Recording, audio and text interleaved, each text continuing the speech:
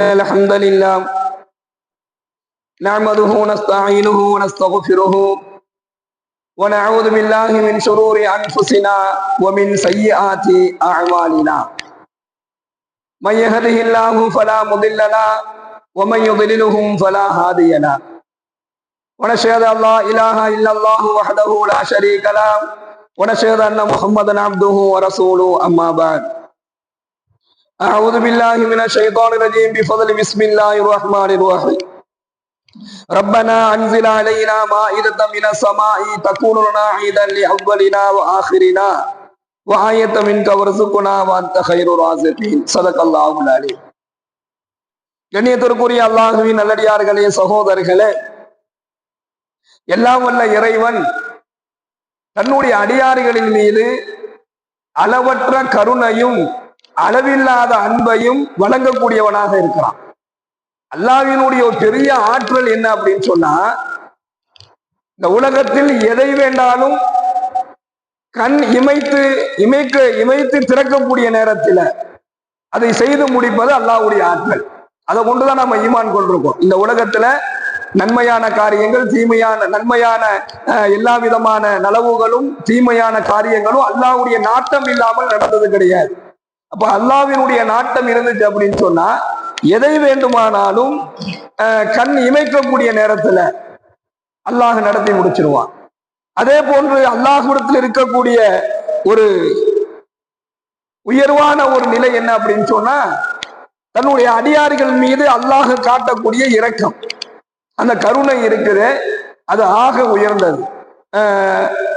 எந்த அளவுக்கு அப்படின்னு சொன்னா, பெருமானார் ஸல்லல்லாஹு அலைஹி வஸல்லம் அவர்கள் சொல்கின்றார்கள், ஒரு அடியான் அல்லாஹ் தன்னுடைய அடியானை விரும்பிட்டான் அப்படின்னு சொன்னா, அல்லாஹ்வினுடைய விருப்பத்தை அல்லாஹ்வினுடைய கருணையை அவர் பெற்றுக்கிட்டார் அப்படின்னு சொன்னா, அவரை அல்லாஹு தஆலா இம்மையிலும் மறுமையிலும் சிறந்த வாழ்க்கையை அவருக்கு அல்லாஹ் ஏற்படுத்தி தருவான்.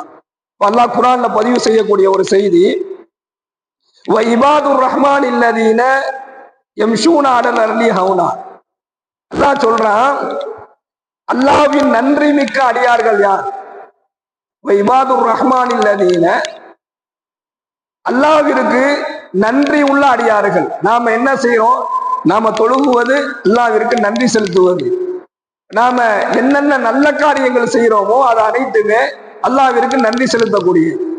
அல்லாஹ் இந்த இடத்துல இபாதுர் ரஹ்மான் அல்லதீன, அல்லாஹ்விற்கு நன்றி செலுத்தக்கூடிய அந்த அடியார்கள் யாரு அப்படின்னு சொன்னா, யம்ஷூன அலல் அர்லி ஹௌனா.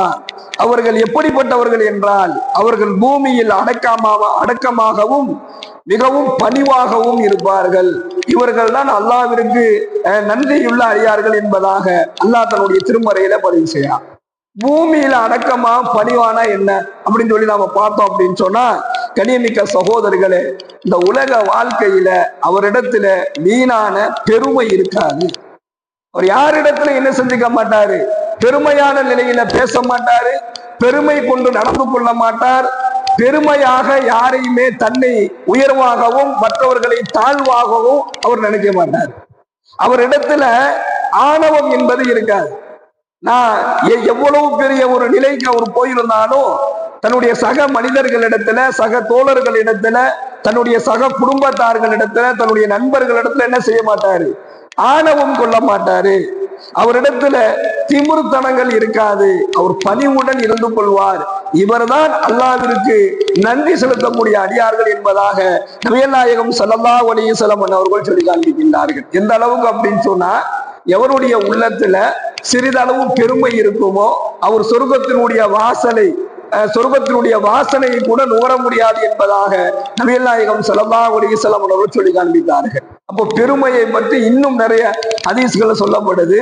பெருமை என்பது ஒரு மனிதனிடத்துல வந்துருச்சு அப்படின்னு சொன்னா அது பெரும் கொண்ட நோய். அது அதே போன்ற ஆணவம் ஒருத்தட்ட வந்துச்சு அப்படின்னு சொன்னா அதுவும் பெரும் கொண்ட நோயாக பார்க்கப்படும். அதனாலதான் அல்லாஹ் சொல்றான், இந்த உலகத்துல வாழக்கூடிய அடியார்கள்ல எனக்கு நன்றியுள்ள அடியார்கள் யார் அப்படின்னு சொல்லும் பொழுது அல்லாஹ் என்ன செஞ்சிருக்கலாம்?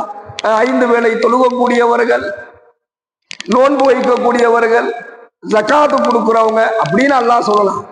அதெல்லாம் இபாதத்துகள்ல இருந்தாலும் இந்த வசனத்துல அல்லாஹ் என்ன சொல்றானா, அவங்க பூமியில பணிவாகவும் அடக்கமாகவும் இருப்பார்கள். இவர்கள்தான் எனக்கு நன்றி செலுத்திய அடியார்கள் என்பதாக அல்லாஹ் சொல்கின்றான் என்று சொன்னால், அப்போ குணம் ஒரு அடியானிடத்துல இந்த குணத்தை அல்லாஹ் விரும்ப மாட்டான். இந்த குணம் இல்லாதவர்கள் அல்லாஹ்விற்கு விருப்பமானவர்கள் என்பதாக இந்த வசனத்தின் வாயிலாக நாம் தெரிந்து கொள்கிறோம்.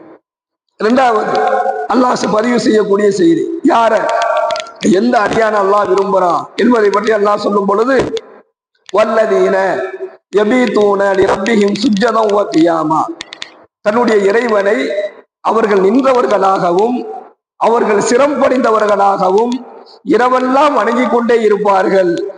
இவர்கள் தான் அல்லாஹ்விற்கு பிடித்தமான அடியார்கள் என்பதாக அல்லாஹ் சொல்லக்கூடிய செய்தி. தன்னுடைய இறைவனை நின்றவர்களாகவும் சிரம்படிந்தவர்களாகவும் எப்ப அல்லாஹுவை வணங்குவாங்கன்னா சுஜ்ஜதன் வ கியாமா, இரவு நேரங்களில்.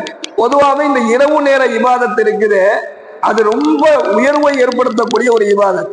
அல்லாஹ் அதைத்தான் விரும்புறான். பெருமானார் ஸல்லல்லாஹு அலைஹி வஸல்லம் அன்னவர்களுக்கு ஆறுதல் சொல்லும் பொழுது கூட அல்லாஹ் என்ன சொன்னான்னா, நபியே நீங்க கவலைப்படாதீங்க, நீங்க வருத்தப்படாதீங்க, நீங்க உங்களுடைய மனதை நீங்க என்ன செஞ்சுக்காதீங்க, கவலைக்கு ஆக்கி கொள்ளாதீர்கள், நீங்கள் இரவில் எழுந்து சிறிது நேரம் தொழுவுங்கள் என்பதாக அல்லாஹ் சொன்னான்.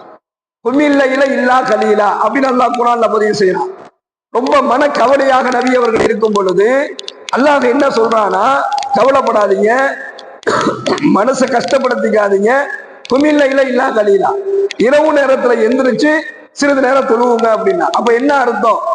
மன கவலைகள் இருக்குது, குடும்பத்துல பிரச்சனை இருக்குது, பொருளாதாரத்துல நெருக்கடி இருக்குது, நோயினால பாதிக்கப்பட்டிருக்குது, வருமானத்துல குறை இருக்குது, இந்த மாதிரி எந்த பிரச்சனை இருந்தாலும் இரவுள் ஒருவர் தொழ ஆரம்பித்து விட்டால் அல்லாஹ் என்ன செய்வான்? அந்த பிரச்சனையை அல்லாஹ் தீர்த்து வைப்பான். இது நபிக்கு அல்லாஹ் சொல்லி கொடுத்தது. உங்க மனசு கவலையா இருக்குது, கவலைப்படாதீங்க, இரவுல தொழுவுங்க. அப்படின்னா என்ன அர்த்தம்? இரவுல தொழுதா கவலை போயிடுதுன்னு அர்த்தம். அப்ப அல்லாஹ் என்ன சொல்றானா, வல்லதீன யபீதூன லிரப்பிஹிம் சுஜ்ஜதன் வ கியாமா, அவர்கள் இரவு நேரத்தில் இறைவனை நின்ற நிலையிலையும் தொழுது நின்ற நிலையிலையும் சிரம் பணிந்தவராம் சஜிதா செய்தவர்களாகவும் அவர்கள் அல்லாஹுவை இரவெல்லாம் வணங்கி கொண்டே இருப்பார்களே, இவர்கள் அல்லாஹ்விற்கு ரொம்ப பிடித்தமான அடியார்கள் என்பதாக அல்லாஹ் தன்னுடைய இந்த வசனத்தின் வாயிலாக சொல்லி காண்பிக்கின்றான். அது மட்டும் அல்லாமல் நபிகள் நாயகம் ஸல்லல்லாஹு அலைஹி வஸல்லம் அவங்க சொல்றாங்க, இரவு நேரத்துல இபாதத் செய்யக்கூடிய அடியானை அல்லாஹ் விரும்புகிறான், அவர் எதை கேட்கிறாரோ அல்லாஹ் அதை அவருக்கு வழங்குவான் என்பதாக நபிகள் நாயகம் ஸல்லல்லாஹு அலைஹி வஸல்லம் சொல்லி காண்பித்தார்கள். கண்ணியமிக்க சகோதரர்களே, அல்லாஹ்வினுடைய விருப்பத்தை அல்லாஹ்வினுடைய நேசத்தை ஒரு அடியான் பெற்றுவிட்டார் என்று சொன்னால் அவருடைய இருப்பிடம் அல்லாஹ் சொர்க்கமாக ஆக்கி வைக்கின்றான். அத்தகைய சொர்க்கத்திலே பிரவேசிக்கக்கூடிய நற்பாக்கியத்தை ரப்புல் ஆலமீன் நமக்கும் நம்முடைய குடும்பத்தார்களுக்கும் நம்முடைய சந்ததிகளுக்கும் வழங்கி அருள் புரிவானாக.